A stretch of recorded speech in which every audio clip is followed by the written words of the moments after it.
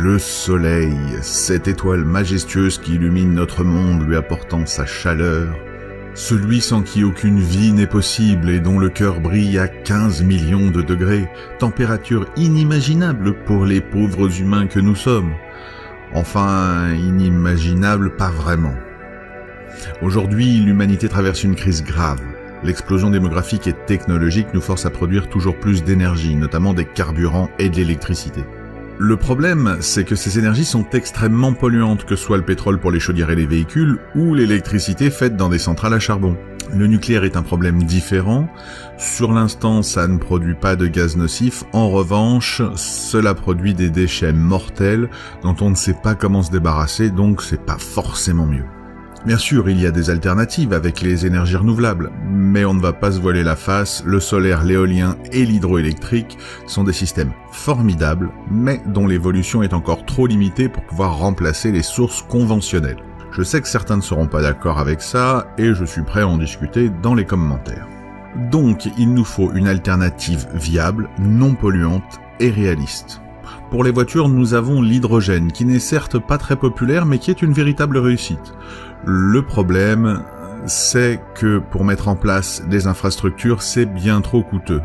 Donc on se dirige plutôt vers l'électrique. Mais tant que produire de l'électricité pollue, finalement, ça n'a pas vraiment de sens.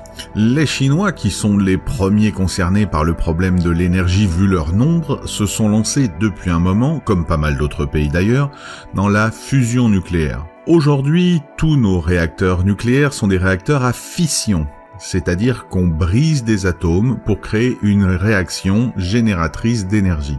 Comme nous l'avons dit, le souci de la méthode, c'est les déchets radioactifs. Mais il existe une autre solution, la fusion nucléaire, qui est en fait l'inverse. Ça consiste à fusionner ensemble deux atomes pour avoir une autre réaction créatrice d'énergie. Donc pas de déchets toxiques, le seul déchet créé par cette réaction, c'est de l'hélium. C'est d'autant plus intéressant que la fusion crée 3 fois plus d'énergie que la fission. Malheureusement, c'est aussi une solution bien plus complexe à mettre en œuvre. Il faut construire un réacteur qui permette de chauffer du plasma aux alentours de 150 millions de degrés Celsius, donc autour de 10 fois la température du cœur du Soleil, et réussir à stabiliser ce plasma assez longtemps. 2 défis qui, jusqu'à présent, semblaient totalement hors de notre portée. Le réacteur allemand Wendelstein 7X, lui, se débrouille pas mal pour stabiliser le plasma, mais ne génère une température que de 40 millions de degrés, si on peut dire, parce que ça fait quand même 2 fois et demi le cœur du Soleil. Les Chinois, eux, sont allés plus loin en 2017. Avec leur réacteur East, ils ont atteint une température de 100 millions de degrés pendant une centaine de secondes, ce qui est plutôt court malheureusement. Mais même si les tentatives sont pour le moment des échecs relatifs, elles montrent que nous nous rapprochons du but. Et pour ceux qui sont encore sceptiques sur la fusion nucléaire, sachez que les éléments dont on a besoin pour la créer sont le deutérium, qu'on peut obtenir à partir d'eau de mer, et le tritium, qu'on obtient à partir du lithium. 10 grammes de ce mélange produisent autant d'énergie que 100 tonnes de pétrole brut. Donc sans être ingénieur énergéticien, on se doute que pour la planète, ça ne peut qu'être mieux. Conscient des enjeux de la fusion nucléaire, le projet mondial ITER a été lancé et est en cours de construction dans le sud de la France. Car pour faire simple, pour qu'une centrale à fusion produise plus qu'elle ne consomme, il faut qu'elle soit grande. Oui, c'est un de ces cas où la taille compte. Donc 35 pays ont rassemblé leurs efforts et leurs cerveaux pour se lancer dans la construction de ce réacteur à 26 milliards d'euros. 3000 personnes sur site et 30 000 personnes dans le monde entier travaillent à son élaboration, et dans les pays participants, on compte quand même les pays d'Europe, la Russie, les USA, la Chine et l'Inde. ITER, aussi incroyable qu'il soit, n'est pas un produit final. Ce réacteur nous apprendra comment construire des centrales de production à fusion. Mais lui n'est pas conçu pour la production d'énergie civile. C'est en quelque sorte un modèle que nous pourrons tous copier. Et attention, ceci n'est pas de la science-fiction pour un futur lointain. En 2030, les premiers projets de centrales à fusion exploitables commencent leur construction. Théoriquement, en 2050, nous commencerons à voir des centrales viables pour la production d'électricité pour nos foyers. Aujourd'hui, les centrales à fusion produisent 10 fois moins d'énergie qu'elles n'en consomment, donc pas très intéressant. Mais d'après les calculs, ITER va déjà nous apprendre à faire des centrales qui produiront 30 à 40 fois plus qu'elles ne consomment.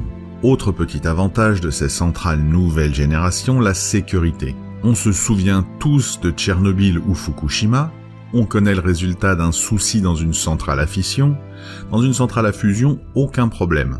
Si un incident arrivait, la centrale peut être compromise, mais aucune fuite radioactive significative, aucun nuage empoisonné, et dans nos cours d'eau, les poissons ne brilleront pas la nuit.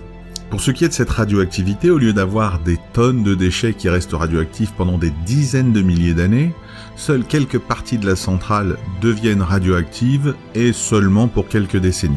Donc terminer les montagnes de barils de déchets radioactifs dont on doit se débarrasser. Comme je vous l'ai dit, si tout va bien, la fusion nucléaire sera opérationnelle en 2050. Enfin, ses débuts en tout cas. Et comme de nombreux pays participent à l'élaboration d'ITER, qui est devenu un peu l'appartement témoin de la centrale à fusion, tous ces pays auront le savoir pour créer ces centrales non polluantes dès qu'elles seront viables. On peut donc espérer que d'ici 2080, une part vraiment significative de l'énergie électrique soit produite de cette façon. Et, couplé à la montée en puissance de la voiture électrique et même au projet d'avion électrique, on peut enfin, sans être un rêveur, croire que la technologie permettra d'ici une soixantaine d'années d'effectuer un virage décisif qui rendra notre planète aussi belle et hospitalière qu'elle l'aurait été si nous avions fait un peu plus attention. Il y a bien sûr, comme toujours, des détracteurs au projet, des scientifiques qui disent que c'est un projet beaucoup trop cher, ou qu'il présente trop de problèmes technologiques pour que cela puisse être fait, ou encore que ce sera trop tard pour notre planète. À cela, on pourra répondre que parler du coût d'un tel projet n'a simplement aucun sens. C'est la réponse par la technologie aux problèmes de production d'énergie, aux problèmes de pollution et aux problèmes de radioactivité. Même si ça coûtait 50 milliards, qu'est-ce que ça peut faire lorsqu'on parle de l'avenir de la planète ? Rappelons-nous que pas mal de guerres sont motivées par les ressources naturelles, et rien que pour la guerre en Irak, les États-Unis ont dépensé 1000 milliards de dollars. Donc, dire que ce projet est trop cher est d'un point de vue scientifique et géopolitique absolument idiot. En plus de produire de l'énergie, ce projet sauvera des gens qui, sans cela, auraient été des victimes collatérales d'une guerre que les pénuries de ressources fossiles rendent inévitables. Même si pour aboutir ce projet coûtait 150 milliards d'euros, ce serait encore une affaire en or. De plus, tant qu'il n'y a pas d'alternative réaliste à la production d'énergie, ça reste la meilleure piste. Je suis un fervent défenseur des énergies dites vertes, mais pour être honnête, elles ne sont pas prêtes pour les défis énergétiques de ce siècle. Les problèmes technologiques sont en effet là, mais les premières fusions ont été réalisées dans les années 50. Donc c'est pas nouveau. De plus, il existe dans le monde des sociétés privées qui réalisent de la fusion sur des petits réacteurs. Et pas des monstres industriels à la Google, hein. Il y a des sociétés d'ingénierie qui comptent quelques dizaines de personnes et qui sont en train de développer ces technologies. Donc, c'est un défi qui est en passe d'être totalement résolu.